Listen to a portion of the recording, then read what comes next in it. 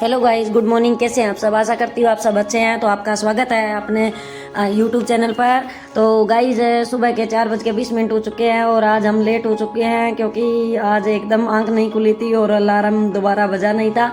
इस वजह से अब मैंने उठते ही जल्दी से पानी गर्म लगा दिया और साथ में अपनी सब्जी भी काट ली है। और सब्जी काटने के साथ साथ जल्दी से मैं सब्जी चौंक देती हूँ। बराबर में अपना और भी काम होता है वो भी कर रही होती हूँ। सब्जी मैंने जैसे ही चौंकी है उसके साथ साथ अब आटा भी गूंद लूँगी, लेकिन उसके साथ साथ लक्ष्ू को भी बोल रही हूँ कि बेटा उठो आप जल्दी। लेकिन लक्ष्ू थोड़ा सा नींद में है, इसलिए एक दो बार और बोलने पर ही उठेगा। अब मैं बराबर आटा भी गूंद लेती हूँ और बराबर मेरा पानी गर्म हो जाएगा। आटा मेरा गूंद के मैंने तैयार कर दिया है। सब्जी चेक की है, मेरी सब्जी भी बन चुकी है और उसके साथ साथ मैं अपना पानी भी चेक कर लिया। पानी भी मेरा गर्म हो चुका है लगभग। अदरवाइज जो भी मेरी चीज़ें थी वो मैंने इकट्ठी किया और सही रखी है। लक्ष्ू इतने उठ के आ गया है और गुड मॉर्निंग की मम्मा से और अब दूध लेने चला गया है लक्ष्य। इसके साथ साथ मैं भी नहाने चली जाती हूँ। नहा के आने के बाद मैं भगवान जी की जोत लगाने के लिए अपनी लुटिया वगैरह ले आती हूँ और लक्ष्ू भी दूध लेके आ जाता है। लुटिया लेके मैं सूर्यदेव भगवान को जल चढ़ाने चली जाती हूँ और साथ में अपना दूध भी रख लेती हूँ क्योंकि साथ के साथ दूध गर्म कर दूंगी। इतना ही लक्ष्ू आके फ़ोन देखता है। फ़ोन में टाइम देखता है, 5:45 हो चुके हैं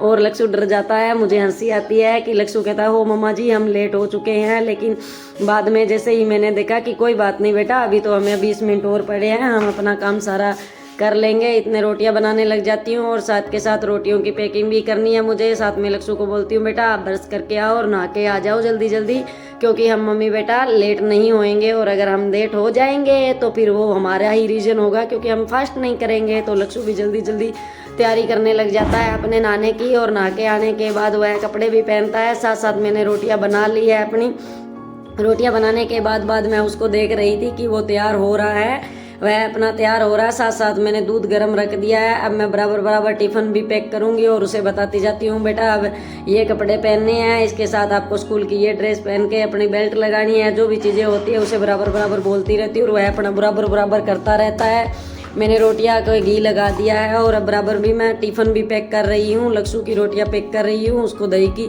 आदत है इसलिए उसके साथ में मैं दही भी डाल देती हूँ। इतने ही लक्ष्ू मेरे पास आता है पीछे से कि मम्मा जी मैं और तैयार तो हो जाऊँगा, लेकिन मेरे से बाजू की जो बटनें हैं वो बंद नहीं हो रही है। मैंने कहा बेटा 1 मिनट रुको, मैं टिफ़िन पैक कर देती हूँ। इतने आप अपना और करने जो भी काम होता है वो आप अपना करिए तैयारी और मैं आपकी बाद में बटन बंद कर दूंगी। इतने में लक्ष्ू हंसने लगता है मम्मा जी मेरे को ऐसे बंद नहीं करनी आएगी तो क्या मैं ऐसे ही चला जाऊंगा? लेकिन मैंने कहा नहीं बेटा ऐसे कैसे चले जाओगे, मम्मा है ना आपके पास।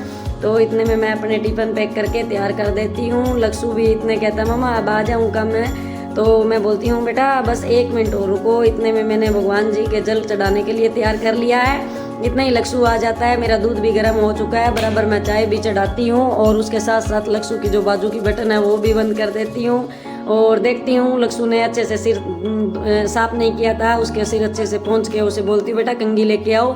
वैसे तो लक्ष्ू अपने आप कंघी करता है लेकिन अपने आप कंघी करने में उसे बहुत टाइम लग जाता है, इसलिए मैंने थोड़ा फास्टली लिया है क्योंकि हमें टाइम लग रहा था। इसलिए हम नहीं चाहते थे कि हमें दोनों को लेट हो और हमें टाइम लगे। इसका दूध भी गर्म हो चुका था लक्ष्ू का, बराबर मेरी चाय भी बन चुकी थी, हमारा नाश्ता तैयार हो चुका था, हमारे टिफ़िन भी तैयार हो चुके थे। इतने में लक्ष्ू भी तैयार हो चुका था। अब हमारा काम रह गया था गन्नू जी को भोग लगाना और गन्नू जी को भोग लगाने के बाद हमारे भी नाश्ता करना। इसके बाद मैंने गन्नू जी को भोग लगाया क्योंकि ये अपने दिल की संतुष्टि है। वैसे तो भगवान जी का ही दिया हुआ होता है, हमारे पास जो भी होता है सब कुछ भगवान का होता है, लेकिन ये एक तसल्ली होती है कि हमने भगवान जी को याद किया। इधर लक्ष्ू भी अपने सूर्यदेव भगवान को जल चढ़ाता है और भक्ति में लीन हो जाता है। इतने मैं उसे बोलती हूँ बेटा जल्दी से आओ और हम हमारा टिफ़िन भी ले आते हैं। लक्ष्ू अपना टिफ़िन अपने बैग में डालता है, मैं मेरे बैग में अपना टिफ़िन डालती हूँ और साथ में भगवान जी की जो पूजा की सामग्री होती है शिव मंदिर की वो भी मेरी सामग्री ले लेती हूँ और बराबर मैंने अपना रसोई में जो भी सामान होता बिखरा वो सही कर देती हूँ और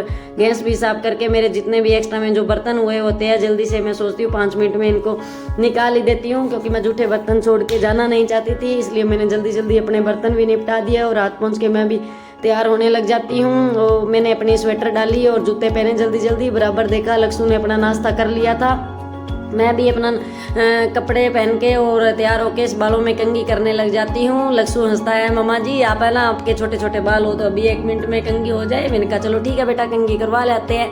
कंघी करवा देते मेरी, तू भी कर देना। इतने में साथ साथ वह अपने जूते पहनने लग जाता है, लेकिन वह पॉलिश करनी भूल जाता है। मैं कहती हूँ बेटा रुको, आप लेसिस उससे अभी अच्छी तरह बनते नहीं है, उसके अच्छे से लेसिस बांध करके मैं उसके जूतों के पॉलिश भी कर देती हूँ। इसके बाद हम पॉलिश करने के बाद हम मम्मी बेटा बिल्कुल रेडी है और हम घर से चलते हैं। लक्ष्ू चलेगा स्कूल और मम्मा चलेगी उसकी ड्यूटी। हमने हमारे गेट लॉक कर दिया है और मम्मी बेटा चल पड़े हैं। रास्ते में चलते चलते मम्मी बेटा बातें करते रहते हैं। आज उसका एग्जाम है, वह पूछ रहा है मम्मा जी मेरा एग्जाम अच्छा होएगा।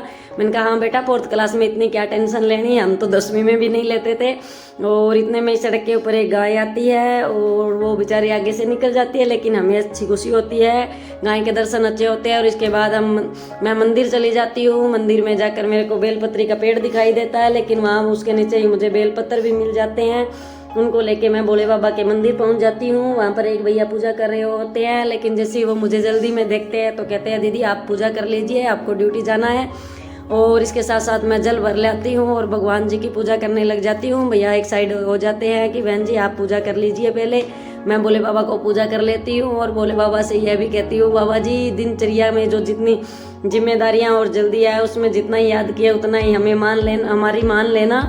और बाबा जी इसके साथ साथ हमें इतना ही ध्यान में टाइम लगता है, इतना हम कर लेते हैं। इसके साथ साथ दोस्तों मैं आप लोगों से भी एक बात बोलना चाहूँगी कि मैंने पहले भी एक व्लॉग डाला है और अब ये व्लॉग डाल रही हूँ। इसमें कुछ चीज़ें सेम हो गए, उसके अलावा कुछ चीज़ें डिफरेंट है। क्या आप कमेंट में मेरे को बता सकते हैं कि आपको कौन सी चीज़ पहले व्लॉग वाले वे से और इस व्लॉग में अलग अलग ही। तो मिलते हैं गाइस शाम के व्लॉग में। Goodbye guys.